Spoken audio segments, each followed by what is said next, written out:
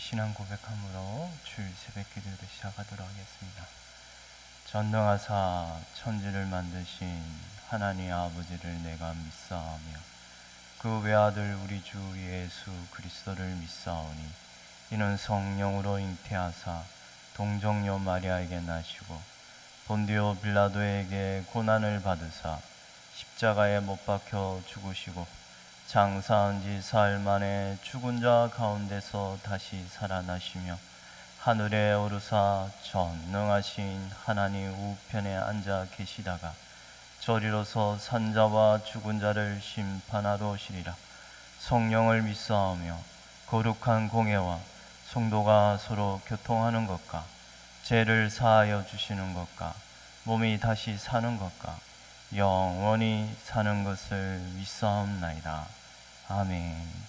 우리 찬송가 342장입니다. 너 시험을 당해. 우리 찬송가 342장입니다.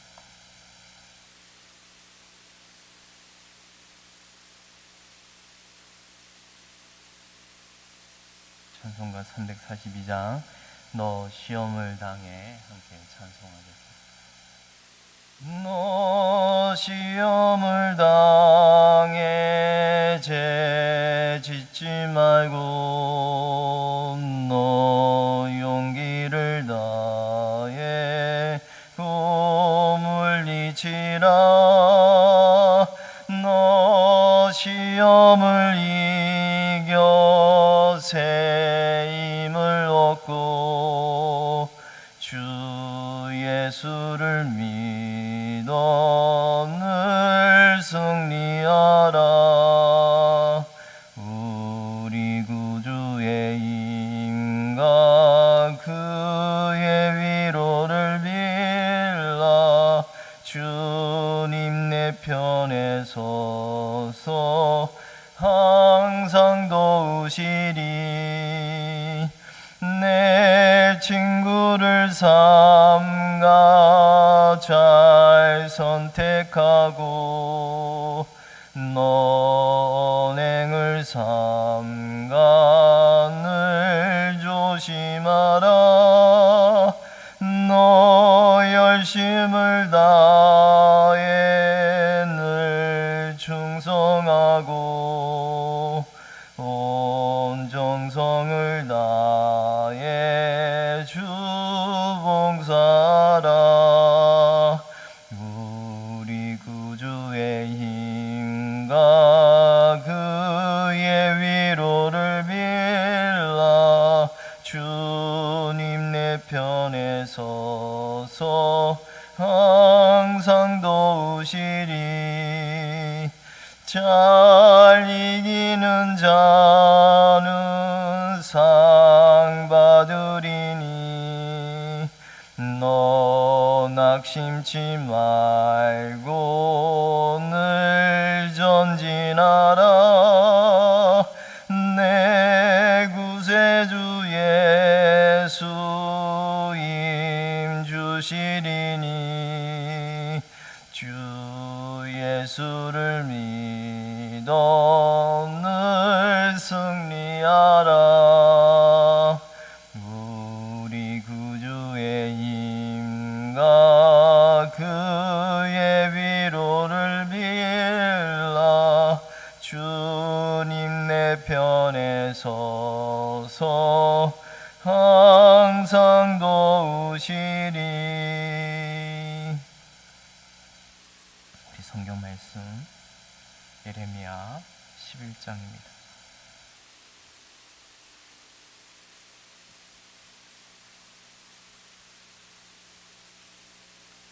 우리 예레미야 11장 18절에서 우리 마지막 23절까지 교도하도록 하겠습니다. 예레미야 11장 18절에서 23절까지 우리 한 절씩 나눠 읽도록 하겠습니다. 여호와께서 내게 알게 하셨으므로 내가 그것을 알았나이다.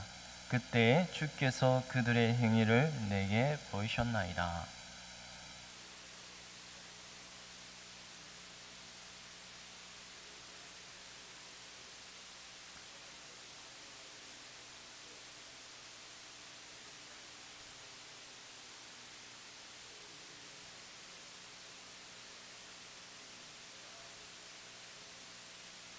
공의로 판단하시며 사람의 마음을 관찰하시는 만군의 여호와여, 나의 원통함을 주께 아뢰었사오니 그들에게 대한 주의 보복을 내가 보리이다 하였더니,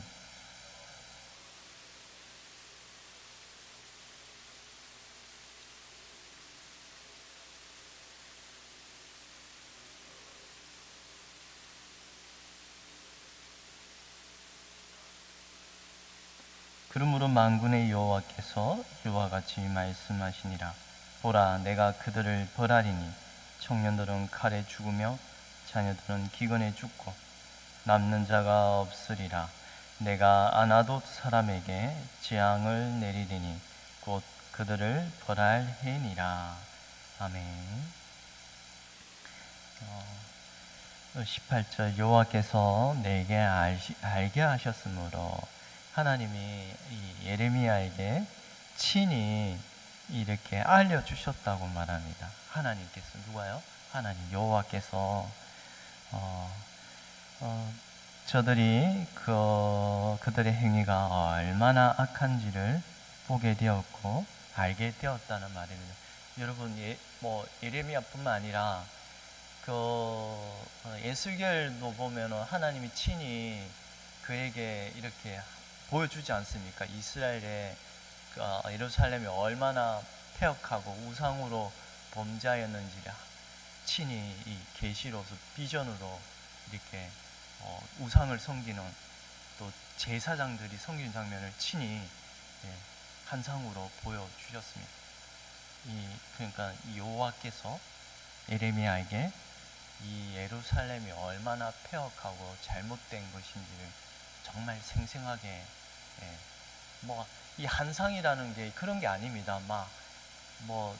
이렇게 엑스터시 그런 있잖아요. 약물 중독되듯이 그런 게 환상이 아니에요. 정말 명확한 끼어있는 정신 가운데서 하나님의 성령이 그런 역사입니다. 성령께서 우리를 이끄시고 인도하실 때는 잘못된 오늘날 그런 게 아니라 정말 깨어있는 정신 가운데서 하나님이 우리를 깨닫게 하시는 그 성령의 역사죠. 그들의 행위가 얼마나 악한지를 보게 되었고 알게 되었다. 여호와께서 알게 하셨다.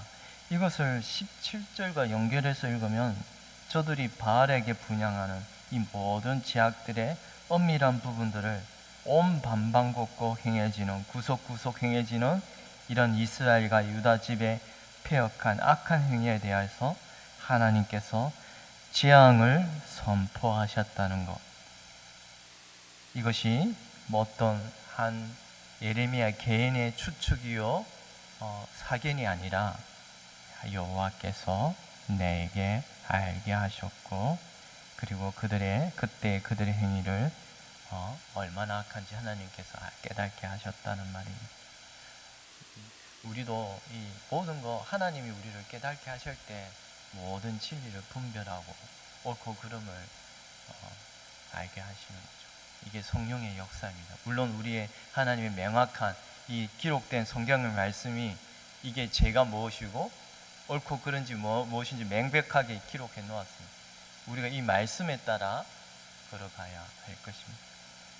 19절입니다. 이 19절에 보면 이 모습이 순한 어린 양과 같이, 마치 도살당한 양과 같이 예레미야는 위험을 겪게 되는 모습을 그리고 있는데요. 이것은 그가 무엇입니까? 주님이 친히 보내신 선지자에게 주의 종들은 반드시 고난을 받게 되어 있습니다. 여러분, 주님이 고난을 받으셨지 않습니까? 십자가에. 주를 믿는다는 흔적이 여러분에게 드러난다는 건 고난이 있어야 합니다.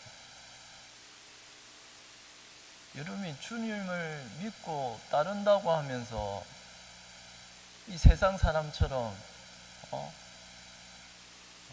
출세와, 그게 완전 죄의 종류이죠.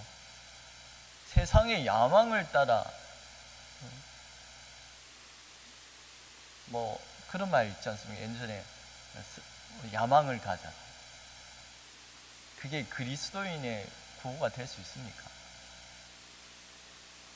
마치 교회가 큰 야망을 품고서 기도하는 것들이 오늘 많이 잘못된 것이 나타나는데요. 여러분, 그건 세속적인 야망. 주님을 따르는 것, 그것은 바로 이처럼 예레미야는 도살당하는 순한 어린 양과 같이 고난을 겪었던 것은 바로 그가 주님이 보내셨던 선지자였기 때문입니다.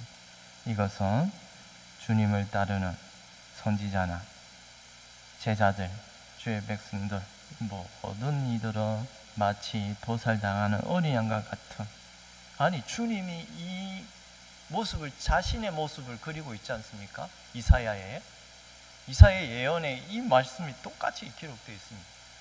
그 이사야 53장에 그 어린 양의 도살당하는 어린 양 같이 잠잠한 그 모습은 이미 십자가의 그 고난을 예언한 거 아닙니까? 그 그리스도에게서 완전히 성취된 거 아닙니까? 고난이 없는 십자가가 오늘 이게 복음이라는 것처럼 포장을 해서 전해지고 있습니다. 여러분, 우리가 오늘날 진리를 여러분은 명확히 붙잡아야 합니다. 진리, 십자가는 좁은 길입니다. 좁은 길입니다.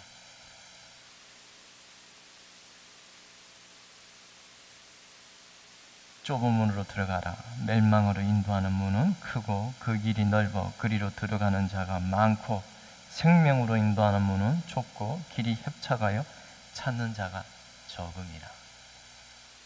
너무 좁아서, 이 좁다는 말은 누른다는 말이거든요. 넓고, 넓은 문은 사람들 많이 다니는 길, 편안한 길을 다 가기를 원하죠. 근데 생명으로 인도하는 문은 좁고 협착하여 나를 짓누르듯이 고통스럽게 하는 그런 문이기에 찾는 이가 없다고 합니다. 근데 이 말씀 누가 한 말씀입니까? 친히 주님이 하신 말씀입니다. 생명으로 인도하는 문은 좁고 협착하여 찾는 이가 적음이라. 그러나 반대로 멸망으로 인도하는 문은 크고 그 길이 넓어 그리로 들어가는 자가 많다고 말합니다. 오늘날 기독교인이, 여러분, 천주교 쪽에 그게 교인들이 많다고 하는데, 그 반대로 오늘 이런 말씀이 오히려 그걸 증거해 주지 않은가. 편안하고 믿기에 편안한. 그러나 그 편안함은 영혼의 평안함입니다. 우리가 진리를 알고 그리스도 안에서 주시는 평안은 편안한 가운데 이렇게 주는 그 평안함이 아니라 정말 압착과 고통 가운데, 고난, 용광로 같은 고난 가운데서 내 영혼이 죽을 듯한 그런 환경 가운데서 주님을 찾는 구할 때 하나님이 주시는 그 평안함을 뭘로 표현할 수 있겠습니까?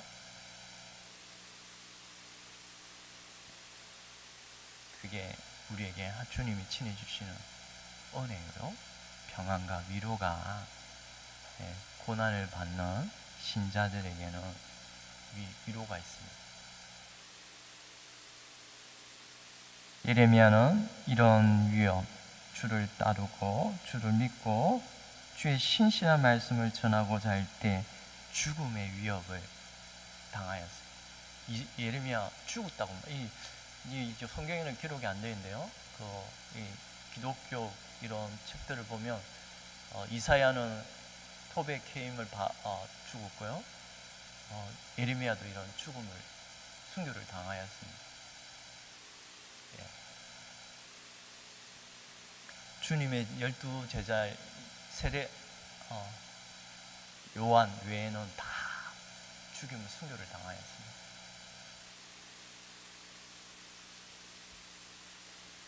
이미 예수님이 오시기 전에도 이처럼 구약 백성들, 하나님의 예언의 말씀 전하는 선지자들,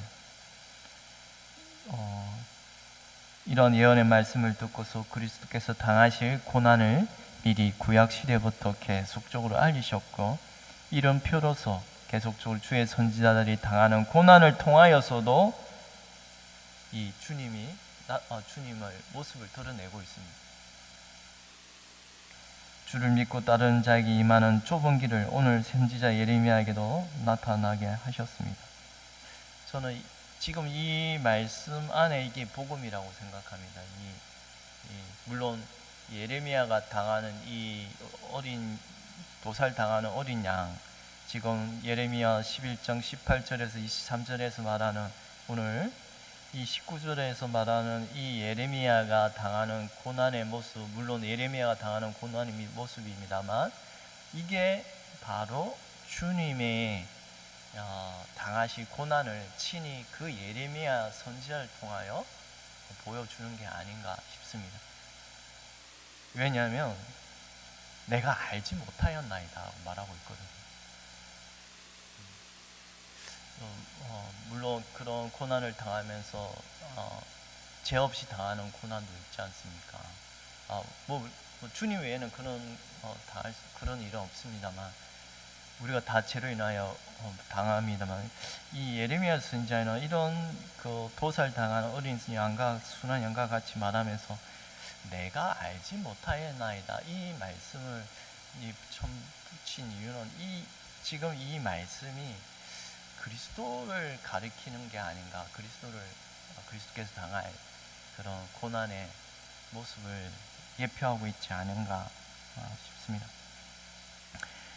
이처럼 나를 해하려고 깨하기를 우리가 그 나무와 열매를 함께 박멸하자. 그를 살아있는 자의 땅에서 끊어서 그의 이름이 다시 기억되지 못하게 하자함을 내가 알지 못하였나이다. 참 만약 이게 이 예언이 예레미야에서 그게 자신의 그 고난을 말하면서도 이 모든 예언이 이상하게도 그리스도에게서 성취되는 모습을 우리가 엿볼 수 있습니다. 아까도 이미 말했다시피 이사야 53장에 그가 곤욕을 당하여 괴로울 때에도 그의 입을 열지 아니하였으며 마치 도수장으로 끌려가는 어린 양과 틀 깎는 자 앞에서 잠잠한 양같이 그의 입을 열지 아니하였다. 그는 곤욕과 신문을 당하고 끌려갔으나 그 세대 중에 누가 생각하기를 그가 살아있는 자들의 땅에서 끊어짐은 마땅히 행벌받을 내 백성의 허물 때문이라 하였으리요. 이런 말씀을 우리가 다시 기억한다면 예레미야가 주의 종이니 당연히 주와 같은 표적이 나타날 수밖에 없습니다. 저 고난의 표가 드러난다는 것입니다. 여러분, 다시 말합니다. 고난을 받지 아니하고 십자가의 영광을 누린다는 것은 앞뒤가 맞지가 않는 것입니다. 그건 가짜 복음입니다. 여러분이 십자가 영광, 저 영원한 하나님 나라에 입성하기까지는 반드시 십자가의 고난을 따라가야 하는 것입니다. 바울도 이런 말을 하였습니다.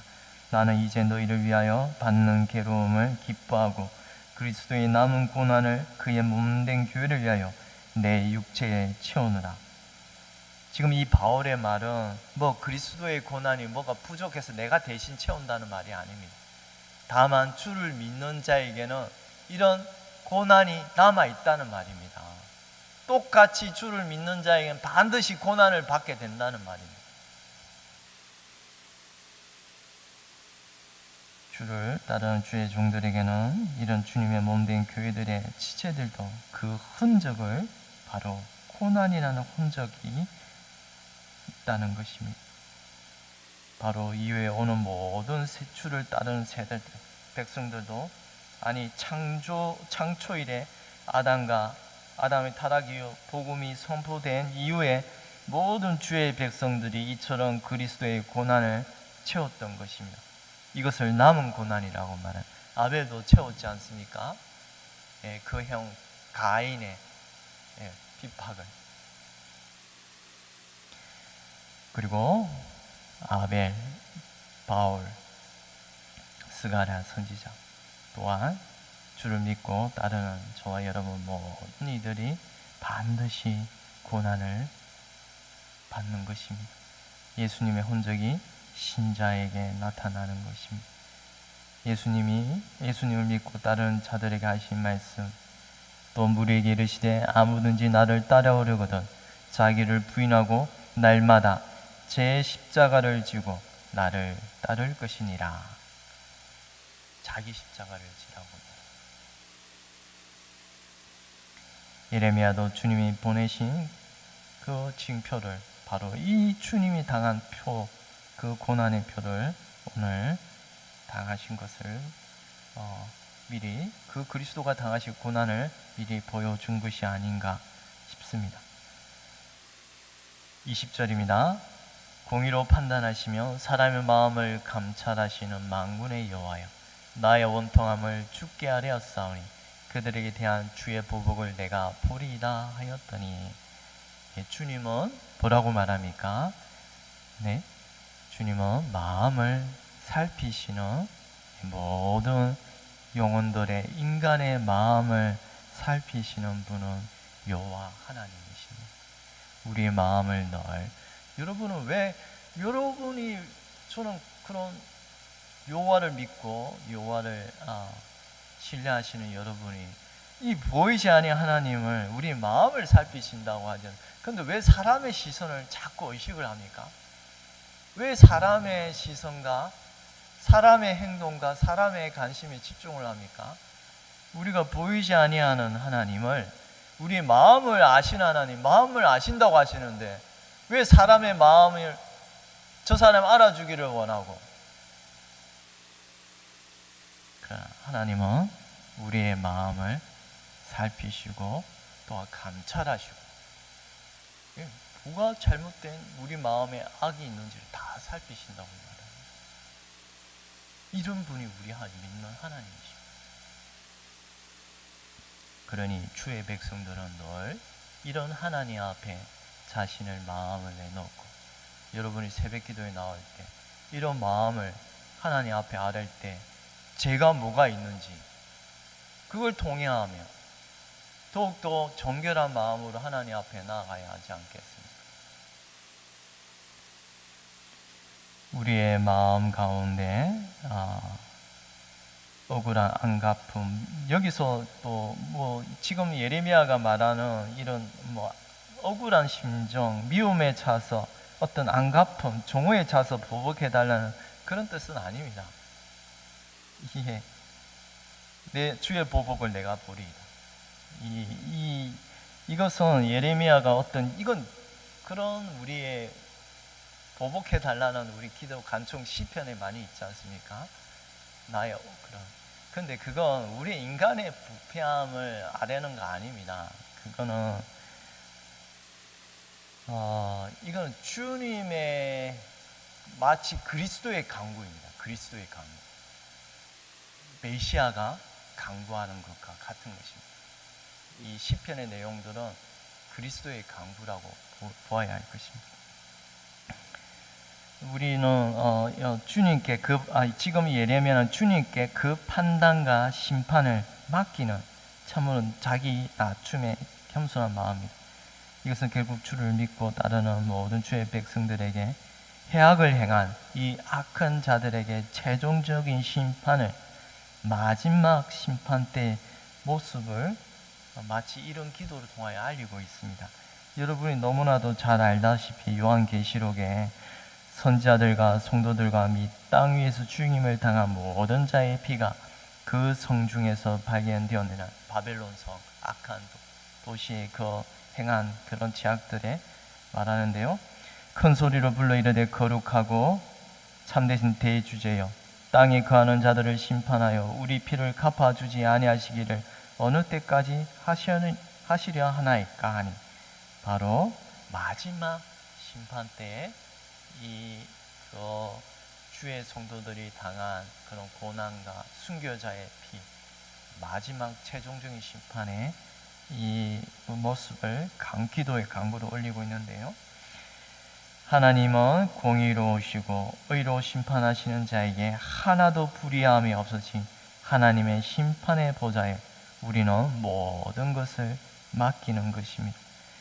사람의 마음과 배부를 살피시는 여호와이시니 그 앞에 모든 것이 다 벌거벗은 듯이 드러나시는 여호와께 바로 우리가 이 모든 억울한 마음을 맡기는 것입니다. 심판은 여호와께 속한 것이니 지은 것이 하나도 그 앞에 나타나지 않음이 없고 우리의 결산을 받을 시에 눈앞에 만물이 벌거벗은 것 같이 드러나느니라. 이 하나님 앞에 우리의 마음도 아뢰고 또한 우리의 모든 것을 심판까지 하나님께 맡기는 것이, 이것이 신자의 자세입니다. 21절입니다. 이 21절은 아나돗 사람들에게 이 말하는데, 이 아나돗 사람들이, 아나돗은 예레미야의 고향 땅 아닙니까? 이 베들레헴과 바로 가까운 몇 킬로도 안 되는 거리입니다. 이 베냐민 땅에 속한 땅인데요. 이 땅에 이 지금 예레미야는 제사장입니다. 제사장식인데, 여러분 이 여호수아 때 보면 땅을 분배할 때 각 레위 지파는 각 성읍마다 땅을 이렇게 따로 구속이 되지 않습니까? 그들에게는 땅이 분배가 되는 것이 아니라 그 땅에 그 성읍마다 배치를 받아서 그 여호와의 자신은, 그들은 뭐 어떤 토지 소산을 받는 것이 아니라 그 여호와의 기업을 얻고, 친히 그들의 레위 지파가 여호와의 기업이기 때문에 그들에게서 이런 재물을 바치고 그걸로 살게 하는데요. 하나님이 그 땅 가운데 이 레위 지파를 각 골마다 이렇게 배치시킨 이유는 레위 집 제사장들을 통하여 하나님 말씀을 가르치고 그 모든 그 남쪽과 북쪽 모든 지역 가운데 여호와의 말씀이 일치되게 하기 위한 아주 깊은 뜻이 있습니다. 그런 오늘 이 예레미야도 고향도 아나돗 베냐민 땅의 제사장 레위 지파에 속한 제사장이었습니다. 이런 제사장 hil기야의 아들이라고 한 만큼 이 가을 고마다 레위 지파들이 자신들의 소유를 받지 못하고 그 각지의 성읍에서 드리는 헌물을 생활하게 하신 데는 다시 말하면 매우 큰 뜻이 있었습니다. 각 성읍에서 레위 지파의 제사장들의 율법을 가르침으로 온 이스라엘이 한 신앙 안에서 예배를 드리게 하고 일치된 여호와의 한 믿음 안에서 신앙을 가지는 목적을 두고서 가을 성읍에 이처럼 레위 지파를 두게 하신데 이런 하나님의 뜻이 있는 것입니다. 예레미야도 그 아나돗에서 여호와의 말씀을 전하는 직무를 수행해야 하는데, 그런데 놀랍게도요, 아나돗 사람은 예언하지 말라고 말합니다. 하나님의 말씀을 우리에게 더 이상 전하지 말라고 말합니다. 그 예언의 하나님의 말씀을 듣기도 길을 막고 돌을 던지려고 하였던 것입니다. 여호와의 이름으로 예언하지 말라. 더 이상 너는 우리 아나돗 사람들에게 입도 뻥긋하지 말라고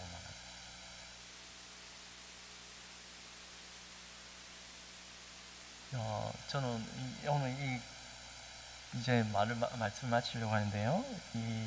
여러분, 이어서 예언하지 말라. 저는 오늘날 이 예언하지 말라는, 여러분 뭐 집회 가운데 예언의 언사를 받고 이런 말을 하지 않습니까? 지금 이게 예언하지 말라는 말을 하는 것을 듣고서 구약의 말씀을 그대로 인용해서 오늘도 이 예언이 계속되는 것처럼 말하고 있는데요. 여러분, 예언은 중지되었습니다. 여러분, 이거 깊이 생각해야 합니다. 예언은 더 이상 진행되지 않습니다. 하나님의 요한계시록 맨 끝에 이 말씀에 더하거나 빼거나 가감하는 자에게는 저주가 있을지어다 하셨습니다. 요한계시록의 가장 맨 마지막 AD 거의 99년경에 만약 기록되었다면 가장 마지막 요한계시록 끝에도 하나님의 계시의 말씀이 종결이 되었습니다. 더 이상 예언은 없는 것입니다. 그런데 오늘날 잘못된 가르침이 예언이 계속되는 것처럼 전하여지고 있는데 그거 거짓 가르침입니다. 이 말씀 외에 더하거나 빼거나 그런 사람에게는 저주가 있을지어다 하셨습니다. 오늘날 이 성경 66권의 말씀이 우리를 구원에 이르게 하는 모든 것의 말씀이 이것으로 충분한 것입니다. 구원에 이르는 지혜가 있느니라. 모든 성경이 무엇입니까? 이 66권은 창세기로부터 시작하여 계시록에 이르는 이 66권의 말씀이 우리를 구원에 이르는데 충분한 지혜가 되는 것입니다.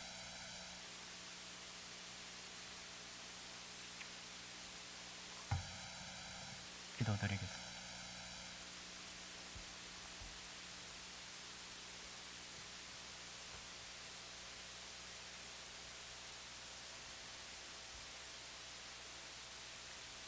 이 소리는 우리가 그와 함께 거룩한 산에 있을 때 하늘로부터 들은 것이라.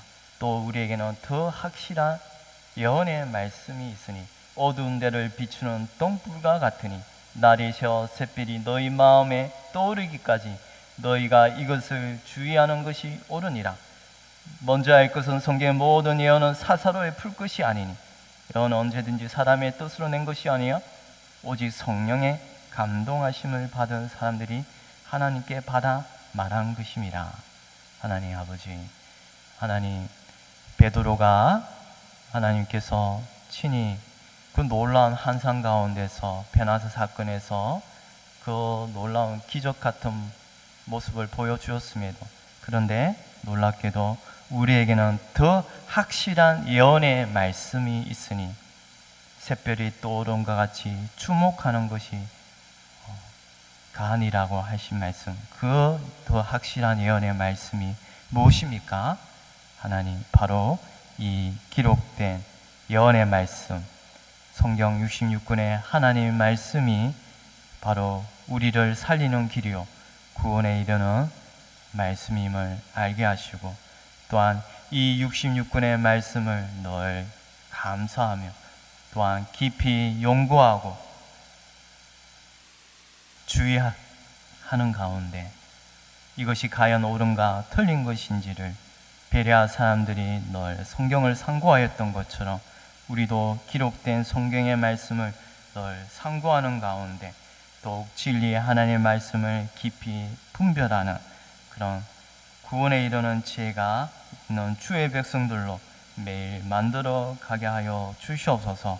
감사하고 이 모든 거 우리 주 예수 그리스도의 이름으로 기도드리옵나이다. 아멘. 하늘에 계신 우리 아버지여, 이름이 거룩히 여김을 받으시오며 나라의 임하옵시오며 뜻이 하늘에서 이루어진 것 같이 땅에서도 이루어지이다. 오늘날 우리에게 일용할 양식을 주옵시고 우리가 우리에게 죄 지은 자를 사하여 준 것 같이 우리 죄를 사하여 주옵시고 우리를 시험에 들게 하지 마옵시며 다만 악에서 구하옵소서. 대개 나라와 근세와 영광이 아버지께 영원히 있사옵나이다. 아멘.